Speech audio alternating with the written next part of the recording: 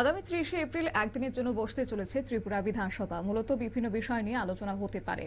রাজ্যের রাজনৈতিক মহলে ইতিমধ্যে এই অধিবেশনকে ঘিরে বাড়ছে জল্পনা গুরুত্ব। জানা গেছে একদিনের এই অধিবেশনের মূল ইস্যু হতে পারে মহিলা সংরক্ষণ আসন সংক্রান্ত বিল, যা নিয়ে বিস্তারিত আলোচনা হবে। রাজ্যের উন্নয়ন এবং নারীদের রাজনৈতিক অংশগ্রহণ বাড়ানোর লক্ষ্যে এই বিল অত্যন্ত তাৎপর্যপূর্ণ বলে মনে করা হচ্ছে। এই প্রসঙ্গে মন্ত্রী রতনলাল নাথ কি জানিয়েছেন, শুনুন। বিধানসভা একদিনের জন্য মাননীয় অধ্যক্ষ মহোদয় আহ্বান করেছেন, কারণ ওনার কাছে 17 জন সদস্যা চিফ হুইপ কল্যাণী রায় সহ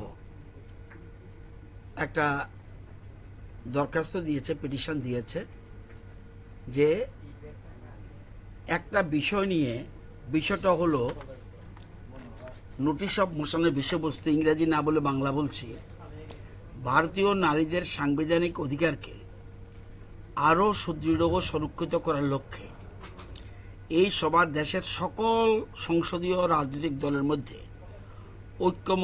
ঐক্যমত প্রতিষ্ঠার আহ্বান জানাচ্ছে এবং কেন্দ্রীয় সরকারকে আন্তরিকভাবে অনুরোধ করছে যে 2011 সালের জনগণনার ভিত্তিতে সীমানা পুনর্নির্ধারণ, মানে ডিলিমিটেশন যেটা বলি, এই ডিলিমিটেশন প্রক্রিয়া দ্রুত শুরু করার জন্য অবিলম্বে প্রয়োজনীয় পদক্ষেপ গ্রহণ করা হয় এবং একই সঙ্গে সংবিধানের 131তম সংশোধনী বিল, যে বিলটার নাম নারী শক্তি বন্ধন অধিনিয়ম, সংশোধনের লক্ষ্যে পুনরায় উদ্যোগ গ্রহণ করা হয়, যাতে লোকসভা ও রাজ্য বিধানসভাগুলিতে নারীদের জন্য মোট আসনের 1/3 সংরক্ষণ কার্যকর করা নিশ্চিত করা যায়।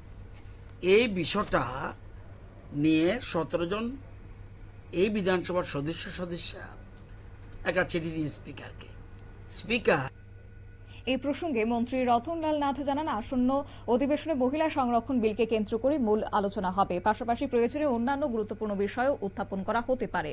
সব মিলিয়ে 30শে এপ্রিলের এই সংক্ষিপ্ত অধিবেশন রাজ্যের রাজনৈতিক দিক থেকে একটি গুরুত্বপূর্ণ দিন হিসেবে এখন বিবেচিত হচ্ছে। নিয়ে নিচ্ছি ছোট্ট একটি বিজ্ঞাপন বিরতির, সঙ্গে থাকুন।